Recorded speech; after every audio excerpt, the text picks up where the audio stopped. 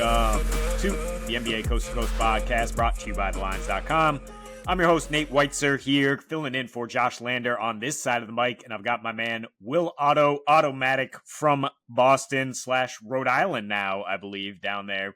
But so we are two East Coast guys here breaking down Wolves and Warriors. We also do have the Celtics-Knicks episode up here, as we do each and every playoff game here through the rest of the year, and Monday through Friday we are on it each time. So please like and subscribe.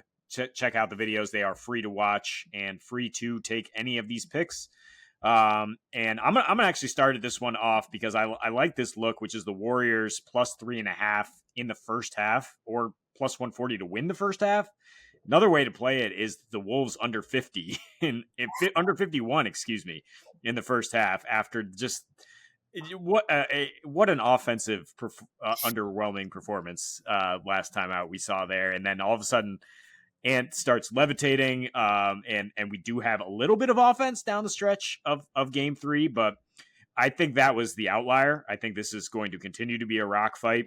If you throw away the game 2 where Steve Kerr was just throwing shit at the wall, the Wolves in the first half are averaging 35 in this series and shooting 33%. They're 6 for 35 from 3. Like, Steve Kerr is just like throwing problems at them that they do not understand. Like, and somebody, shout to the Ringer guys who said, well, Ant just decided to dunk on their code that they were throwing at them, because that was a perfect way to succinct how they actually got some production there. Julius Randle, obviously great playmaking, but I think that they're going to throw some wrenches directly at him that show us a little bit more of the Julius Randle of old. We're also going to get a very pissed off Draymond Green, probably volunteering for that assignment a little bit more, and gunking that up. And I mean, what the Dubs have just been absolutely elite defensively since they got Jimmy Butler. They should be even better without Steph Curry.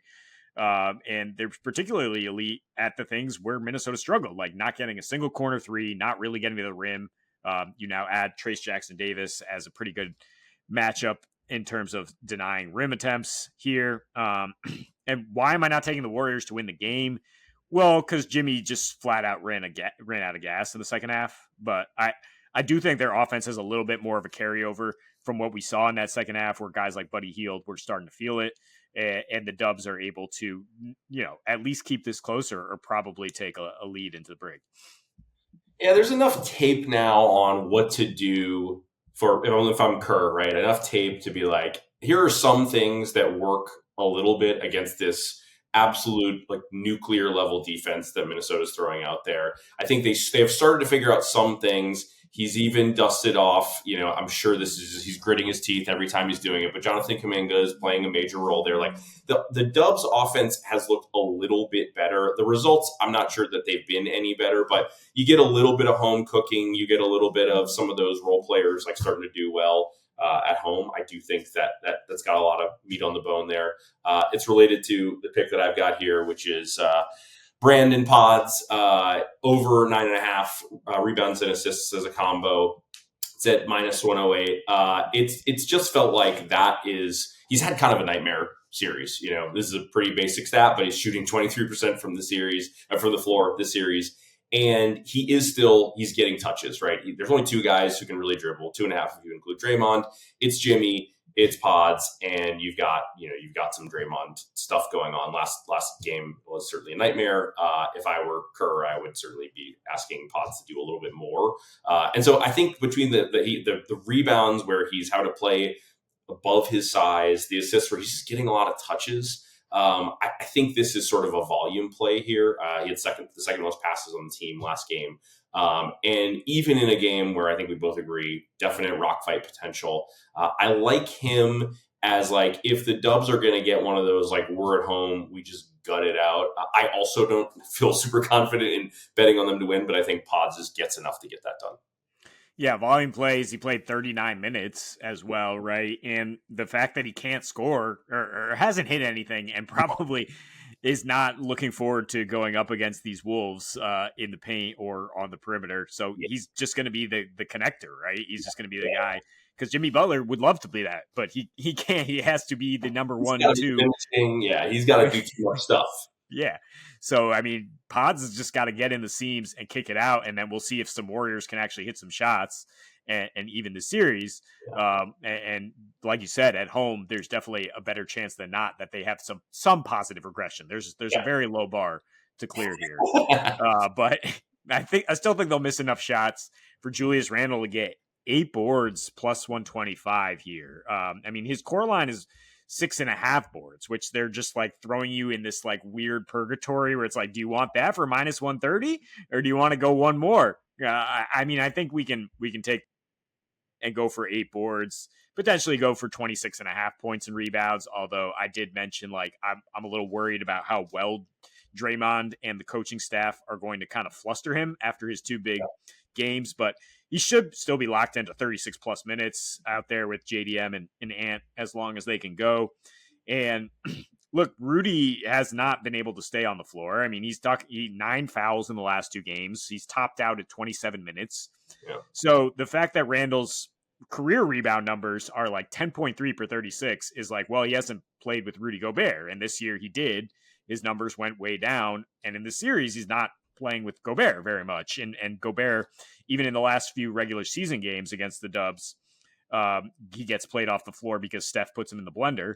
And Randall was able to get 8.3 rebounds or 9.8 per 36. I mean, so not even playing the full load here and clearing it with 8.3 rebounds.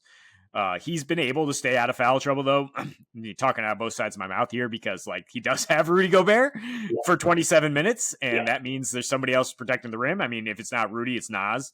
So he's not put in that situation, and he's guarding plenty of Draymond Green, right? He's not put in situations where he's going to wind up in foul trouble, wind up sitting down. That's why the minutes are pretty locked in. And he's just been in positions on the floor where he's, like, leading the team in rebound chances pretty much. We're talking 22 last time out. So he only grabbed 10 of those and he deferred on 4 of those and still, gets the triple double, gets the 10 boards. Yeah. That's why I'm just only going with the boards, though. I don't trust this like Randall renaissance to continue in terms of the points and assists and the efficiency, but I just think he'll be out there and in a messy game, get some rebounds. Yeah, it's nice for a guy who's really had just absolute disaster playoffs to be productive. There's a play at the end of or sort of the backbreaker play of last game was a Randall rebound. He got that offensive rebound in a long sequence, found Ant. Ant, I think, went 2 for $1, missed the first 3. Randall ends up with the rebound, finds Ant in the corner. And so that's one of the guys that I'm putting in this next pick. I think, ever since the last game of last series where the Wolves couldn't hit the broadside of a barn, I think it was 7-47 against the Lakers. They basically just shot poorly all series. I do believe that at some point you regress to the math and that they will hit some of these shots. So I'm going to go with Ant to have a big game, combo that with Jimmy to have a big game on the Warriors side. Both of those guys over 25 is plus 110. So I just think we're in the stage of playoff series where and I'm trying not to be ESPN, just like talking about, guts and grit. But I think this is where you just see the guys step up for their teams. I do think that maybe there's a little bit of like Jimmy goes into playoff Jimmy, just like needling his way into 11 free throws with a, loud crowd, with some refs who are hearing that loud crowd out in the Bay. And Ant's only at 56% at the rim this series, like just pretty mediocre rim protection all around. The Warriors have some guys who can certainly put up a fight, but like Ant is just, when he's an elite finisher, like we've seen in some of the playoff games in the past, this is when he goes off, when he gets these 40-point games. I think there's one of those coming. I'd like to think that 25 for both those guys is actually not much beyond what they've been getting in this series, and that has been in a series of rock fights. So even if this is a rock fight, I think that those guys have a shot at that. Those are two proven playoff guys. And if the game is played in the 90s, both those teams might still need those guys to go for more than 25 just to get to the number. Yeah, I mean, I'm not too worried about either of them not getting the 25 here. Because and 2 bad games to open the series, but Randall being a playmaker and then them just making that adjustment has pretty much unlocked some things about his game. Like a lot of his shots were difficult shots, but then once they were able to just, have Randall create and Ant play off him, that like took a huge burden off him that we saw in last playoffs, where he was just like, I don't know how to read these playoff defenses.